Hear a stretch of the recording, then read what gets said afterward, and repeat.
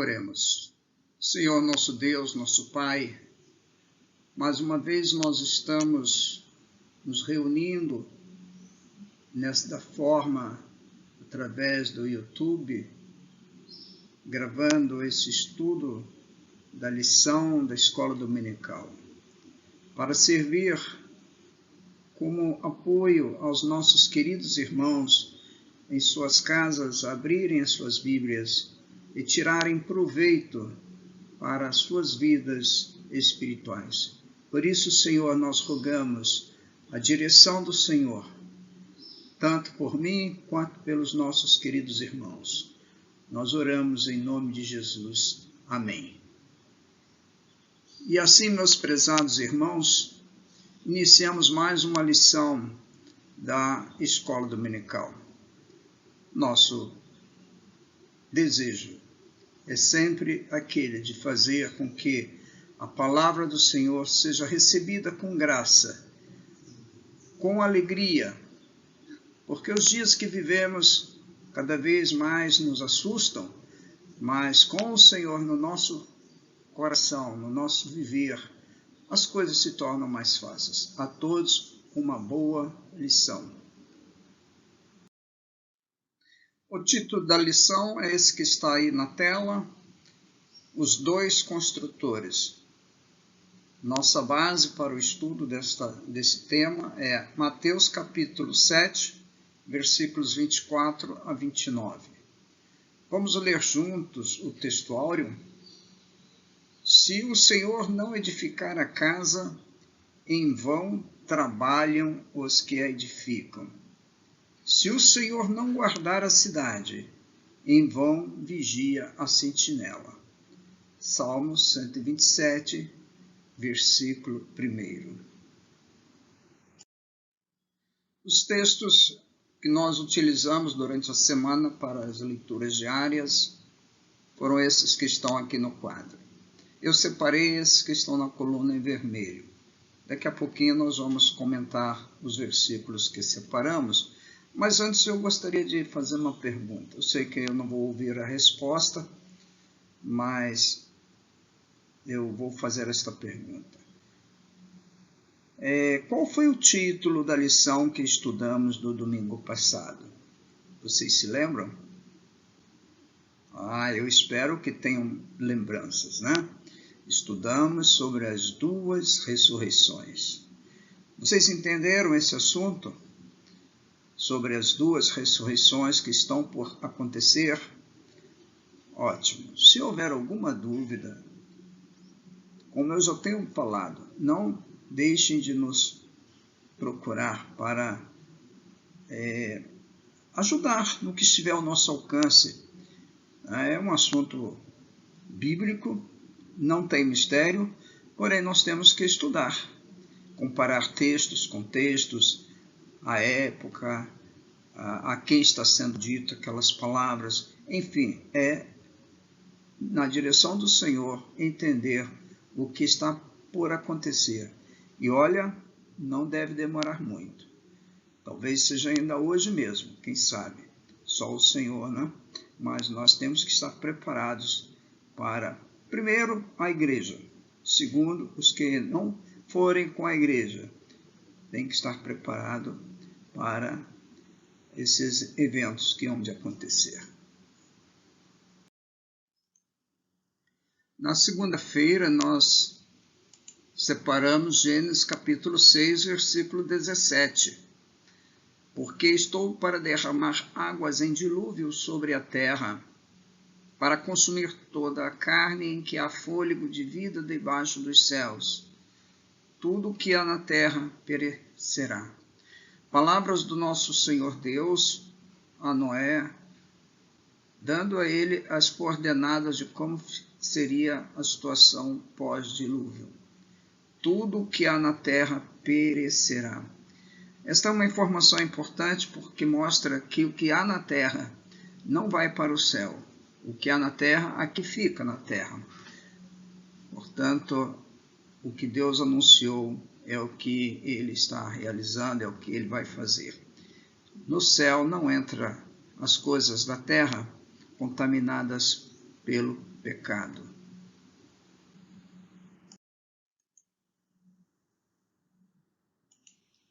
Na terça-feira, Salmo 127, versículo 1, muito conhecido. Se o Senhor não edificar a casa, em vão trabalham os que a edificam.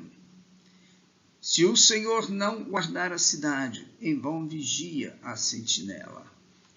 É o texto áureo da nossa lição, mas eu gostei de separar esse versículo por causa dessa partícula aqui concessiva, se o Senhor.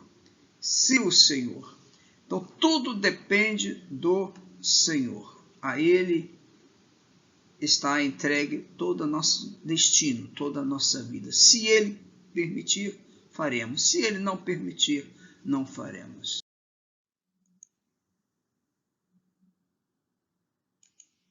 Na quarta-feira, Lucas capítulo 14, versículo 28. Pois qual de vós, pretendendo a construir uma torre, não se assenta primeiro para calcular a despesa e verificar se tem os meios para concluir? Eu sempre aprecio estas palavras do Senhor Jesus, porque aqui é uma lição tremenda de como devemos nos organizar. A nossa vida precisa ter organização. Não é porque nós confiamos no Senhor que nós vamos fazer as coisas de qualquer jeito. É preciso buscar a direção dEle. Então, se temos que construir algo, aqui fala uma torre, mas pode ser uma casa, pode ser uma roupa, um vestido, uma camisa, pode ser até uma comida, tudo quanto formos fazer.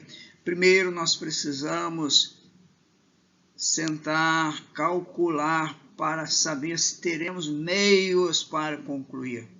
Muitas pessoas se aventuram em fazer coisas que não têm respaldo. Isso é uma vergonha para o Evangelho, é uma vergonha para a própria pessoa. O Senhor nos deixou esse ensino. Eu aprecio muito essas palavras do Senhor, porque eu vejo na Bíblia uma palavra de ensino de vida em todas as áreas, não só na nossa convivência como igreja, mas na nossa convivência como cidadãos, como pessoas.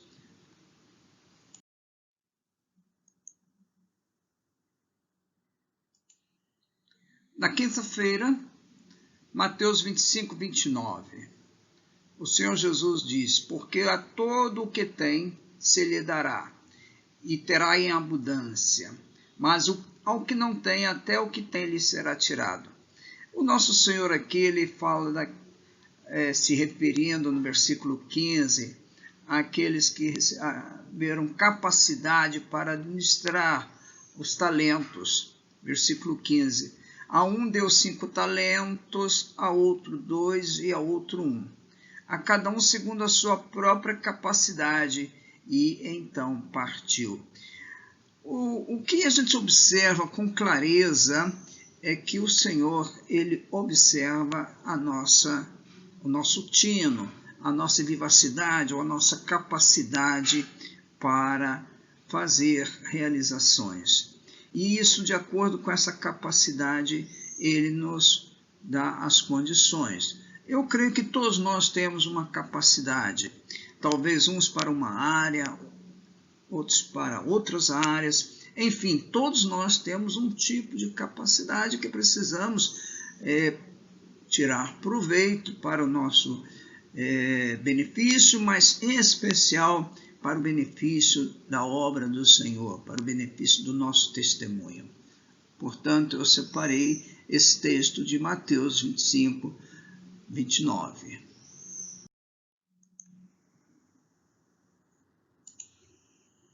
Na sexta, 1 Coríntios, capítulo 3, versículo 11. Esse versículo tem muito a ver com uma lição que nós vamos estudar em breve, daqui a pouquinho, né? Paulo escreve: porque ninguém pode lançar outro fundamento além do que foi posto, o qual é Jesus Cristo. Nosso amado irmão, ele estava aqui alertando a igreja em Corinto que só há um fundamento, que é Jesus Cristo. Naquela época, já havia pessoas querendo incutir no pensamento dos irmãos certas ideias que não têm base bíblica. Pensamentos que distorcem o sentido da palavra. Por isso Paulo faz essa advertência. Ninguém pode lançar outro fundamento, além do qual já foi posto, que é Jesus Cristo.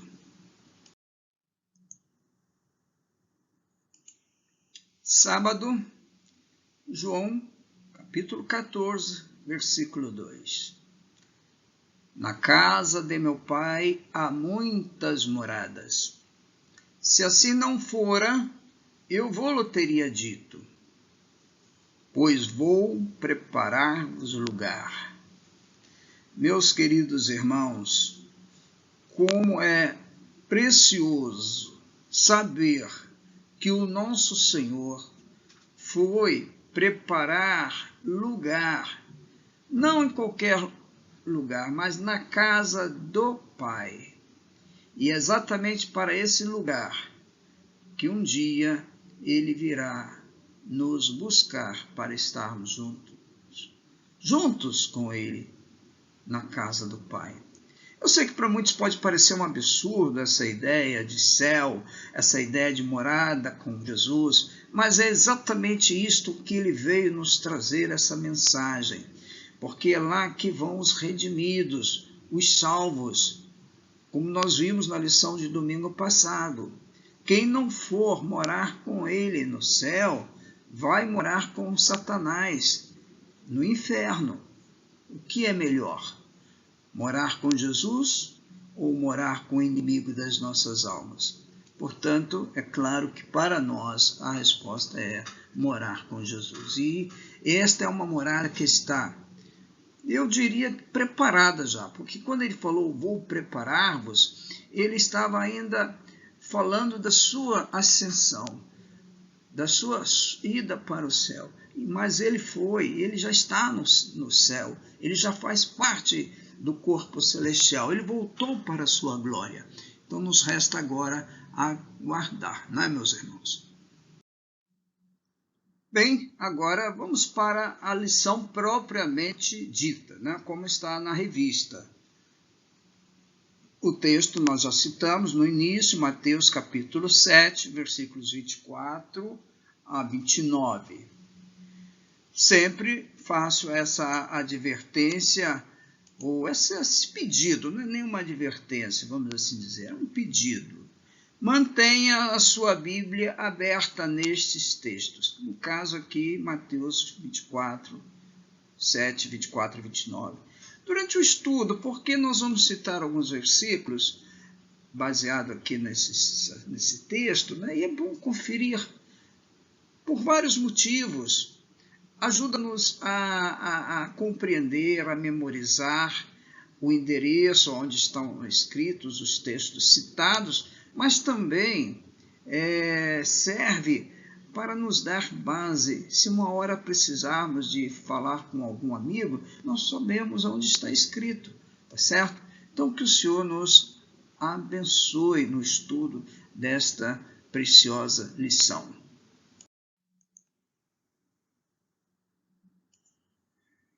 Os dois construtores. Na versão que nós utilizamos, da Bíblia de Estudo Almeida, o título para esse texto está Os Dois Fundamentos. Nós vamos seguir a sugestão da lição, Os Dois Construtores.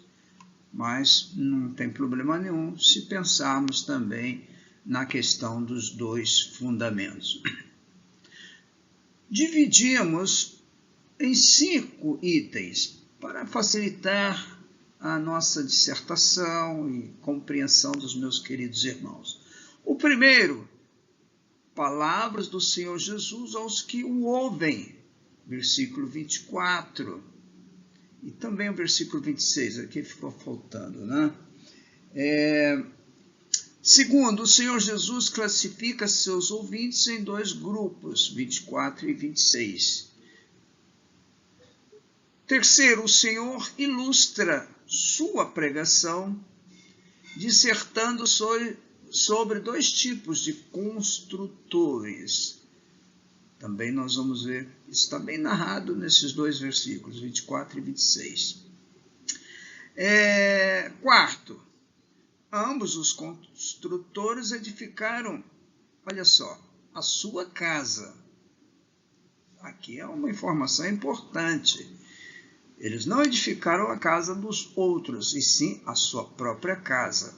Vamos ver qual o sentido que podemos observar dessa afirmação do Senhor, a sua casa. Versículos 24 e 26 também. E por último, o foco desta lição: cuidar da construção da sua própria casa. Que o Senhor nos abençoe.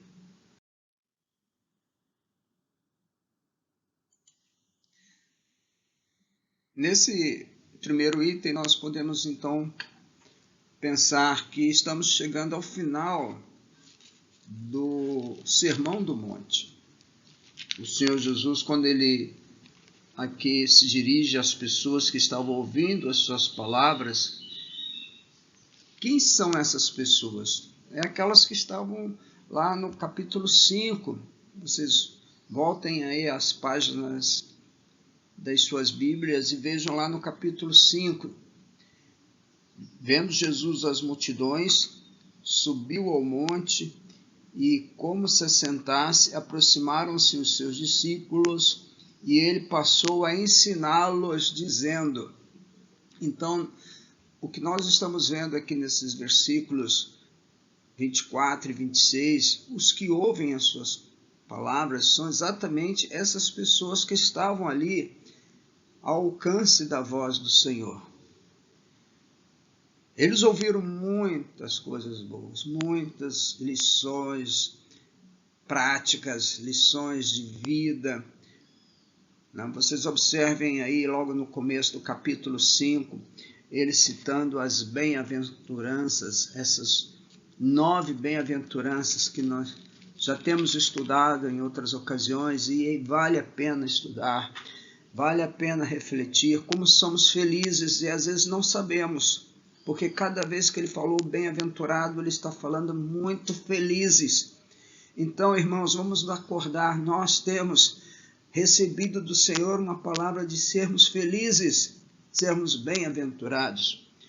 Depois ele nos fala sobre os discípulos como sendo o sal da terra, aquele tempero tão necessário para manter o equilíbrio. Fala da luz do mundo, essa luz que quem está nas trevas sabe o quanto faz falta. Esses dias nós ouvimos relato de um apagão que houve no estado lá bem no norte do país, se não me engano é Roraima, e durante várias semanas as pessoas lá passaram por privações, por falta de luz, falta de energia, e nós somos considerados a luz do mundo.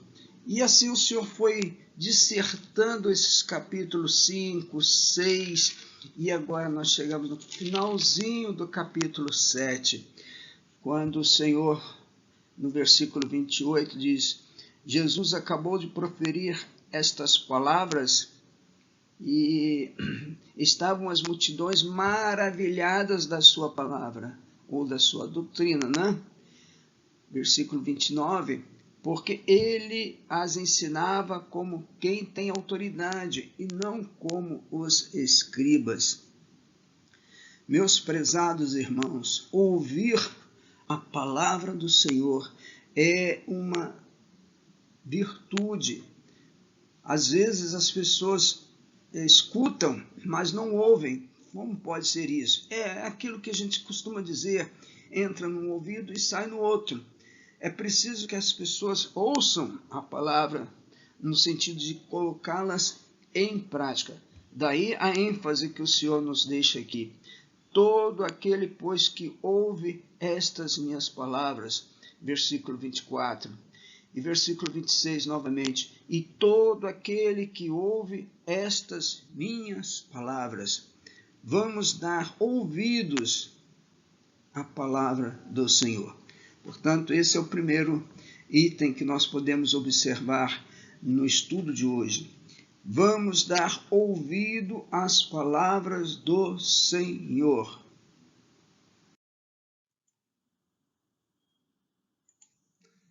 O segundo item que nós queremos também deixar com os nossos irmãos: o Senhor Jesus classifica seus ouvintes em 2 grupos. Então, aquelas pessoas que estavam ali ouvindo aquele discurso, ouvindo aquele sermão do Senhor, são classificados em 2 grandes grupos, como estão descritos aqui nos versículos 24 e 26. O primeiro grupo é aqueles que praticam o que ouvem. Olha só como está escrito: todo aquele, pois, que ouve estas minhas palavras e as pratica. Vamos pensar só até aqui. E as pratica. Versículo 26. E todo aquele que ouve estas minhas palavras e não as pratica. Então, meus queridos irmãos, a questão agora passa a ser em colocarmos em prática aquilo que o Senhor tem nos ensinado. Não basta aprender, não basta saber, não basta estar decorando os textos da Bíblia. Não adianta decorar versículos e versículos, capítulos e capítulos, livros e livros, se nós não praticarmos. A orientação que o Senhor nos passa nesta manhã, através desta parábola dos 2 fundamentos, ou a parábola dos 2 construtores, é que não basta ouvir, é preciso praticar.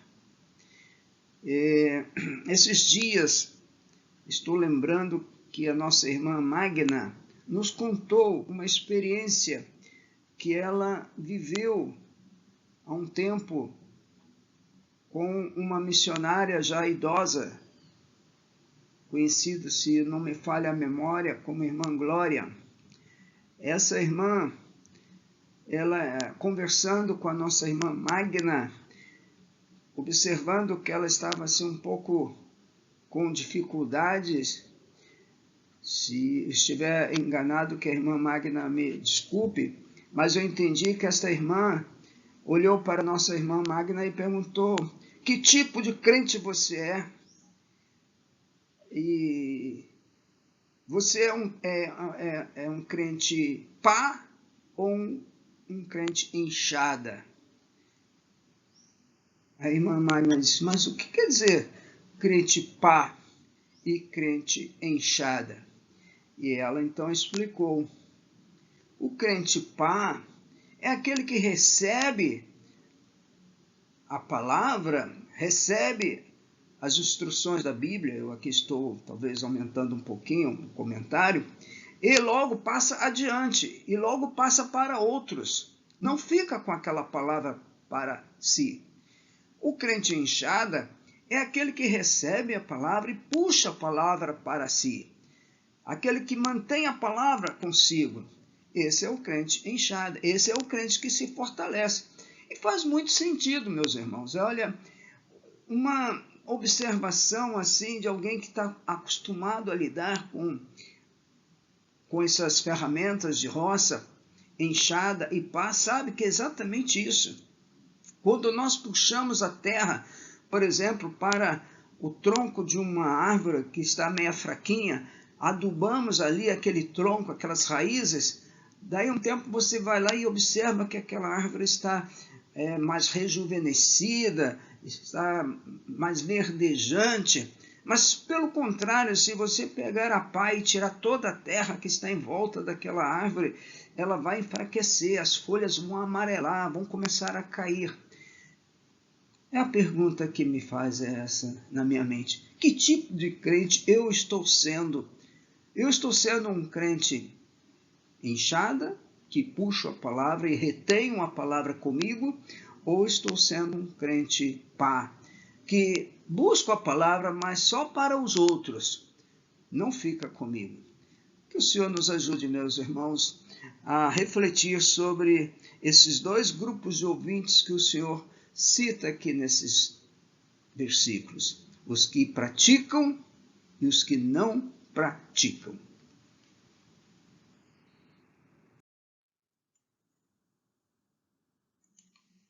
O terceiro item: o Senhor ilustra a sua pregação, dissertando sobre dois tipos de construtores.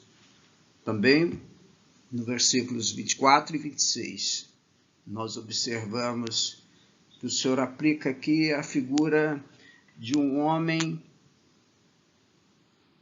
que ele chama de prudente. Um homem que tem as virtudes apreciadas pelo Senhor. E ele chama o outro tipo de homem insensato, quer dizer, o oposto de prudente. São dois tipos bem distintos. O prudente, como nós vamos ver no outro item, no item seguinte, no próximo item, como ele agiu. E o imprudente, também como ele agiu. É preciso então que aprendamos com esta ilustração do Senhor a sermos sempre prudentes nas nossas atitudes, no nosso fazer, no nosso comportamento. Porque nós vamos ver as consequências do prudente, assim como nós vamos ver as consequências do insensato.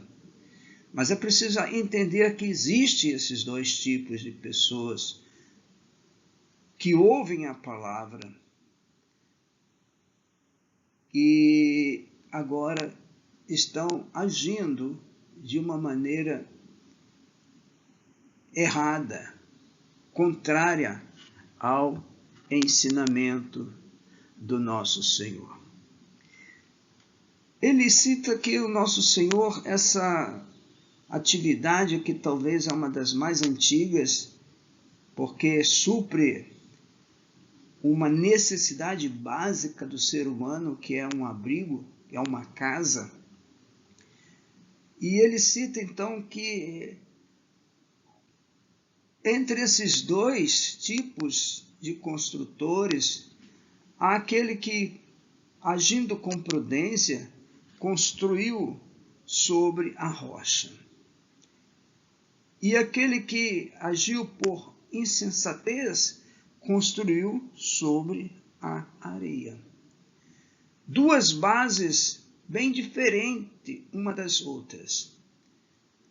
Talvez as casas tivessem o mesmo formato, a mesma beleza arquitetônica. Talvez as casas tenham sido construídas com o mesmo material, porém, a grande diferença não estava nas paredes, não estavam nas portas e nas janelas, nem no telhado. A grande diferença estava naquela parte oculta da casa que ninguém vê, que é a base. Você olha uma casa ou um edifício depois de construído, você não imagina o que tem apoiando aquele prédio, como foram construídas aquelas pilastras que sustentam aquele prédio. Então, nosso Senhor, ele usa essa figura para nos ensinar que há necessidade de sermos prudentes. E o Senhor gosta muito desta palavra. Uma certa ocasião, ele diz que nós devemos ser prudentes. E olha, o exemplo que ele pegou, prudente como as serpentes. Olha, incrível, né? Mas é isso. E simples como as pombas. O nosso Senhor almeja que o crente seja esperto. A serpente, ela é um animal esperto. Às vezes nós só vemos mal na serpente, porque ela foi usada pelo inimigo. Mas ela é um animal que busca a sua defesa. Ela busca o seu refúgio. E o Senhor chama isso de prudência. Portanto, no terceiro item nós temos esses dois tipos de construtores bem definidos pelo Senhor. Os construtores prudentes e os construtores insensatos.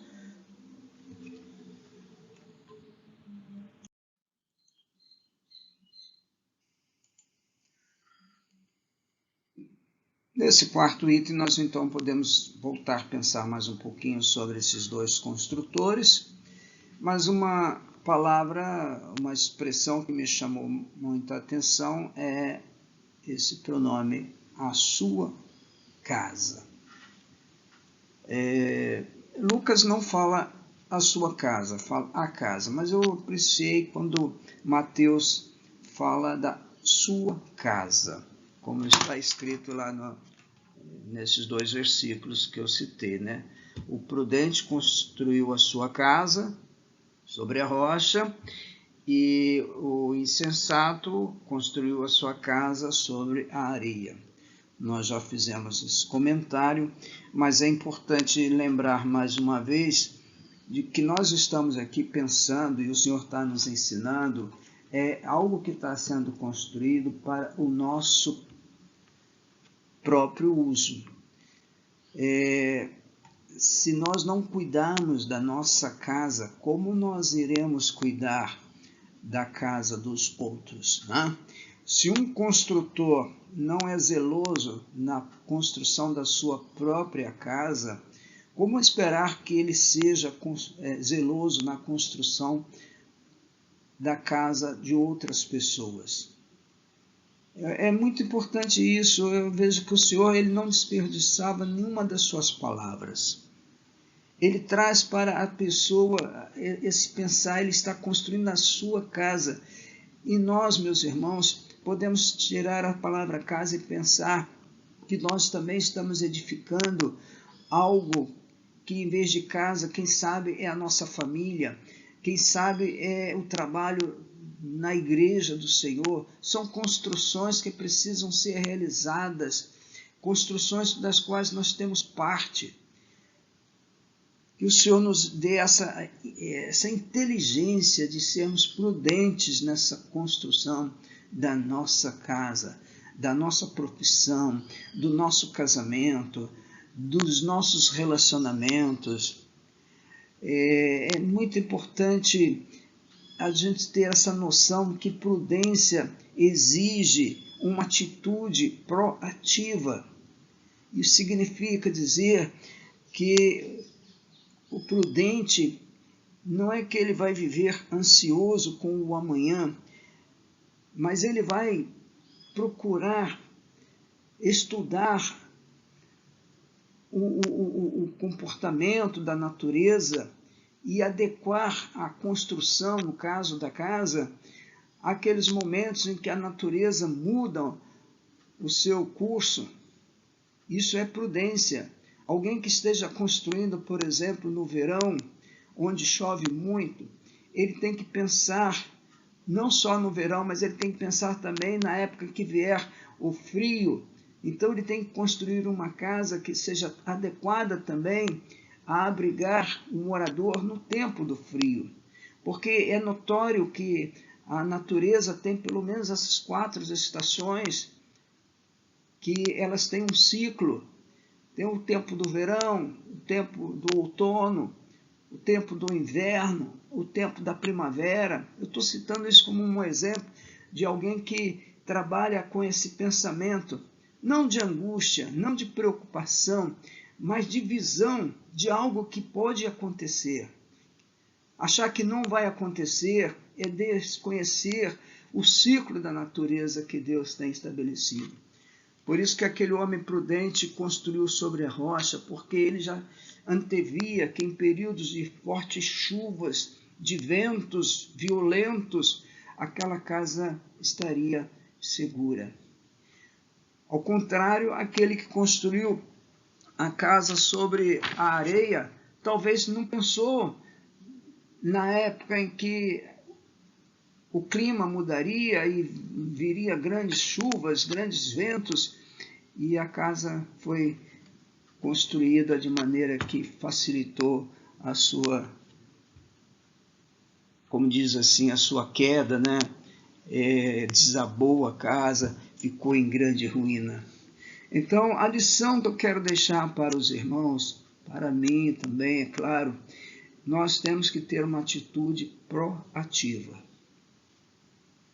Tá? Sempre buscando a direção do Senhor para nos prevenir daqueles eventos que podem ser evitados se agirmos com prudência. Podem.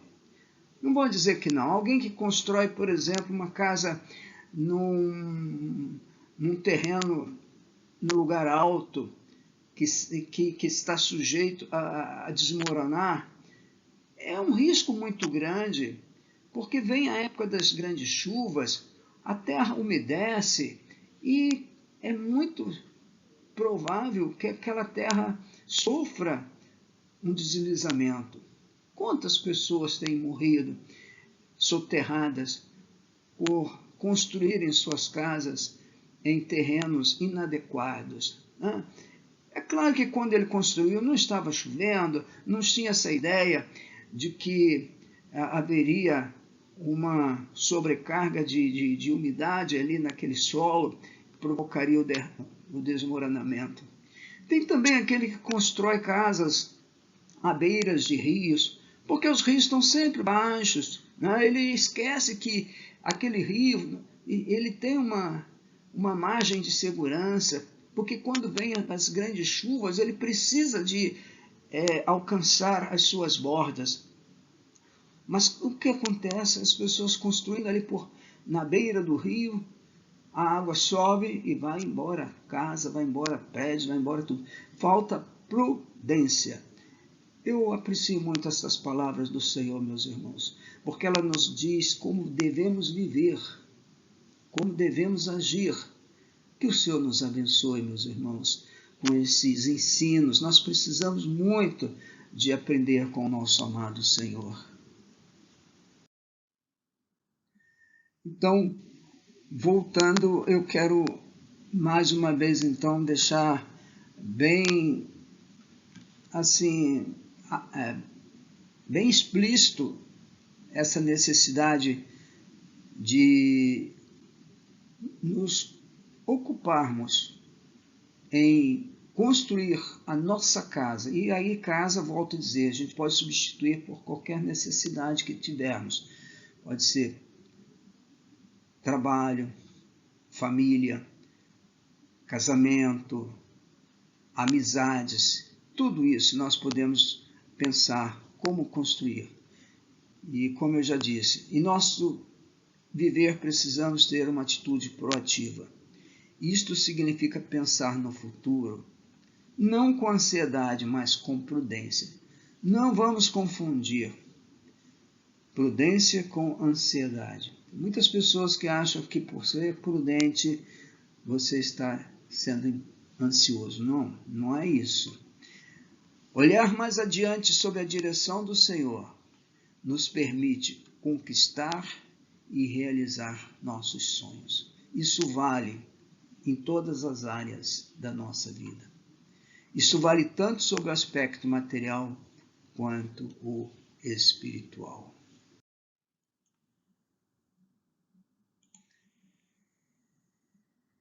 Agora, nesse quinto item, eu quero terminar, já estamos chegando ao final do nosso estudo, focar um pouco mais sobre essa questão da nossa própria casa. Eu já acabei comentando nos itens anteriores, mas é importante frisar novamente isso.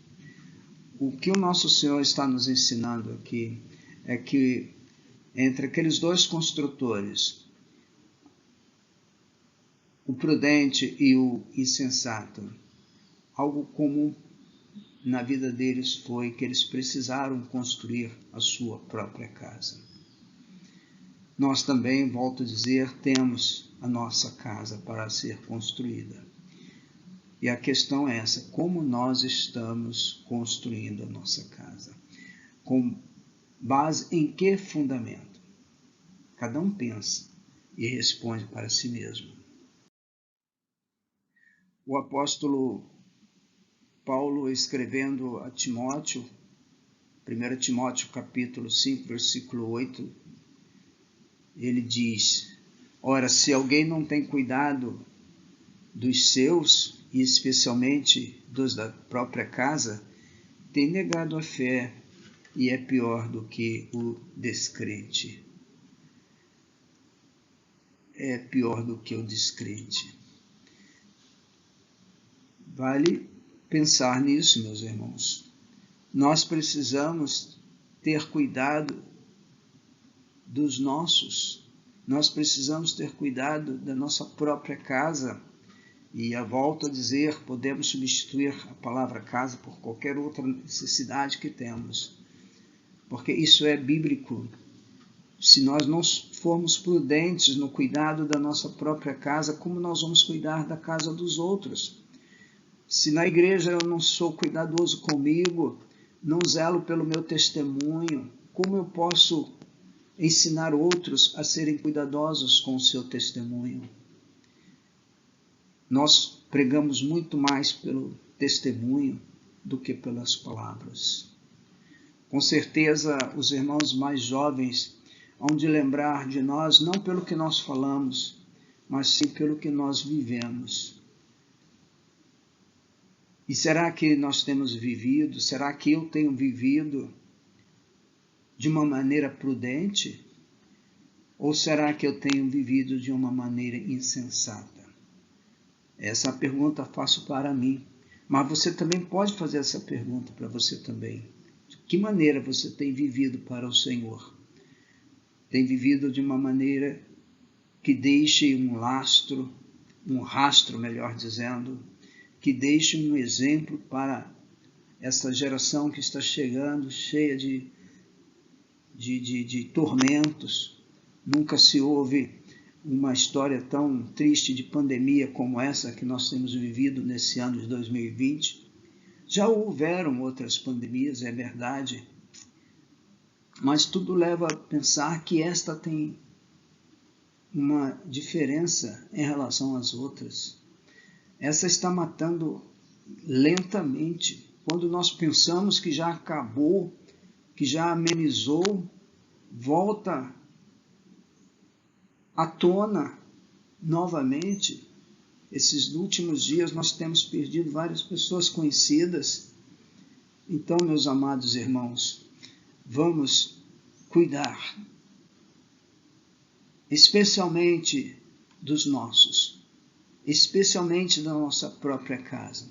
Porque se nós formos zelosos com a nossa própria casa, com certeza também seremos na casa daqueles que nós estamos ajudando a construir. Então, concluindo esta lição tão preciosa, a pergunta que deixamos para todos nós é essa: como estamos construindo a nossa própria casa, agora no sentido estritamente espiritual? Como estamos fazendo? Estamos construindo sobre a rocha ou estamos construindo sobre a rocha? É uma figura do nosso Senhor Jesus. A base, o fundamento é só o Senhor Jesus, como diz Pedro. 1 Pedro capítulo 2, versículo 6. Por isso está na Escritura: eis que ponho em Sião uma pedra angular, eleita e preciosa, e quem nela crer não será de modo algum envergonhado. Aqui Pedro está fazendo uma citação de Isaías, capítulo 28, versículo 16. Jesus é a nossa rocha. Jesus é a nossa pedra angular. Jesus é a nossa base, é o nosso fundamento, meus irmãos. Não há outro, somente Jesus. Triste é pensar que esta pedra angular foi e tem sido rejeitada, como está em Atos capítulo 4, versículo 11. Este Jesus é pedra rejeitada por vós, construtores, a qual se tornou a pedra angular. Aqui Pedro está dizendo que Jesus é a pedra que aqueles judeus que eram construtores rejeitaram. Triste saber que há aqueles que rejeitam o nosso Senhor. Mas, paciência, né? Nós temos que fazer a nossa parte de anunciar que o fundamento de toda a construção da nossa vida tem que ser somente Jesus.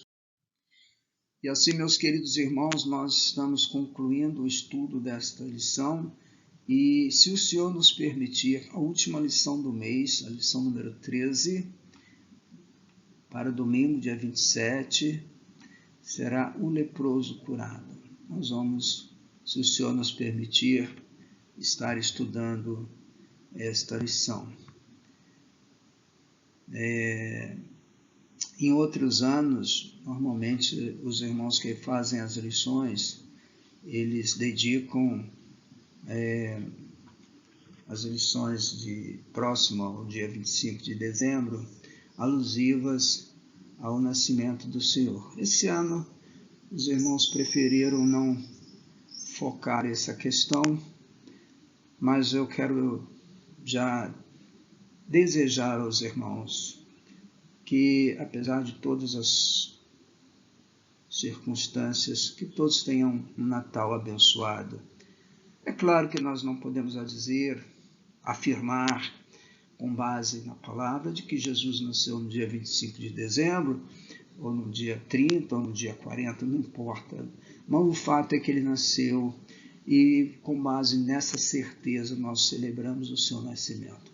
E, como a tradição vem mostrando que essa é uma data provável, há muitos e muitos anos ela vem sendo lembrada pelos nossos antepassados e nós, portanto, nos unimos a essa lembrança e que o Senhor esteja abençoando a todos vocês nessa celebração natalina, sempre pensando que o aniversariante deve ser o alvo principal da nossa atenção. A todos uma boa semana com a misericórdia do Senhor.